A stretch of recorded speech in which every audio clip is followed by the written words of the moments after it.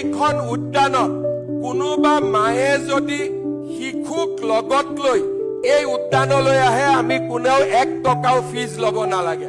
প্ৰথম কথা মোৰ কথাখিনি মনত ৰাখিব, কোনোবা মাকে যদি সন্তানক লগত লৈ আহে এই উদ্যানখন দেখুৱাবলৈ আহে কোনেও ইয়াত 1 টকা নলব, কাৰণ আমি কোনেও টকাৰ কাৰণে এই পাৰ্ক বনোৱা নাই, আমি এই পাৰ্ক গুৱাহাটীবাসী ৰাইজৰ কাৰণে বনাইছো। দ্বিতীয়তে ৰাতিপুৱা সময়ত যেতিয়া আমাৰ সিনিয়ৰ সিটিজেন সকল ইয়াত খোজ কাঢ়িব আহিব, ৰাতিপুৱা 9 বজালৈকে মৰ্নিং ৱাক কৰিব আহা কাৰো পৰা কোনেও 1 টকা ল'ব নোৱাৰিব। এই দুটা কথা মনত ৰাখিব। ৰাতিপুৱা 9 বজালৈকে এইটো উজান বজাৰৰ ৰাইজৰ সম্পত্তি, গতিকে এইটো